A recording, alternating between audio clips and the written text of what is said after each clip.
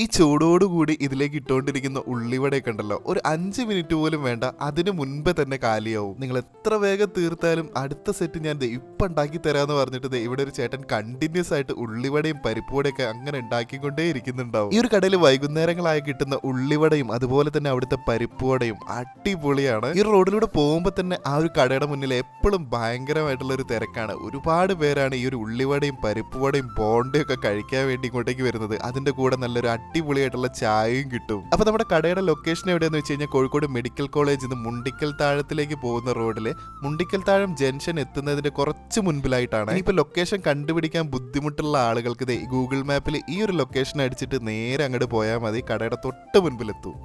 ഈ ചൂടോടുകൂടി ഇതിലേക്ക് ഇട്ടുകൊണ്ടിരിക്കുന്ന ഉള്ളിവടയൊക്കെ ഉണ്ടല്ലോ, ഒരു 5 മിനിറ്റ് പോലും വേണ്ട, അതിന് മുൻപേ തന്നെ കാലിയാവും. നിങ്ങൾ എത്ര വേഗം തീർത്താലും അടുത്ത സെറ്റ് ഞാൻ ഇപ്പം ഉണ്ടാക്കി തരാമെന്ന് പറഞ്ഞിട്ട് ഇവിടെ ഒരു ചേട്ടൻ കണ്ടിന്യൂസ് ആയിട്ട് ഉള്ളിവടയും പരിപ്പുവടയൊക്കെ അങ്ങനെ ഉണ്ടാക്കിക്കൊണ്ടേ ഇരിക്കുന്നുണ്ടാവും. ഈ ഒരു കടയിൽ വൈകുന്നേരങ്ങളായി കിട്ടുന്ന ഉള്ളിവടയും അതുപോലെ തന്നെ അവിടുത്തെ പരിപ്പുവടയും അടിപൊളിയാണ്. ഈ റോഡിലൂടെ പോകുമ്പോൾ തന്നെ ആ ഒരു കടയുടെ മുന്നിൽ എപ്പോഴും ഭയങ്കരമായിട്ടുള്ള ഒരു തിരക്കാണ്. ഒരുപാട് പേരാണ് ഈ ഒരു ഉള്ളിവടയും പരിപ്പുവടയും ബോണ്ടയും ഒക്കെ കഴിക്കാൻ വേണ്ടി ഇങ്ങോട്ടേക്ക് വരുന്നത്. അതിന്റെ കൂടെ നല്ലൊരു അടിപൊളിയായിട്ടുള്ള ചായയും കിട്ടും. അപ്പൊ നമ്മുടെ കടയുടെ ലൊക്കേഷൻ എവിടെയാന്ന് വെച്ച് കഴിഞ്ഞാൽ കോഴിക്കോട് മെഡിക്കൽ കോളേജിൽ നിന്ന് മുണ്ടിക്കൽ താഴത്തിലേക്ക് പോകുന്ന റോഡില് മുണ്ടിക്കൽ താഴം ജംഗ്ഷൻ എത്തുന്നതിന്റെ കുറച്ച് മുൻപിലായിട്ടാണ്. ഇപ്പൊ ലൊക്കേഷൻ കണ്ടുപിടിക്കാൻ ബുദ്ധിമുട്ടുള്ള ആളുകൾക്ക് ഗൂഗിൾ മാപ്പിൽ ഈ ഒരു ലൊക്കേഷൻ അടിച്ചിട്ട് നേരെ അങ്ങോട്ട് പോയാൽ മതി, കടയുടെ തൊട്ട് മുൻപിലെത്തും.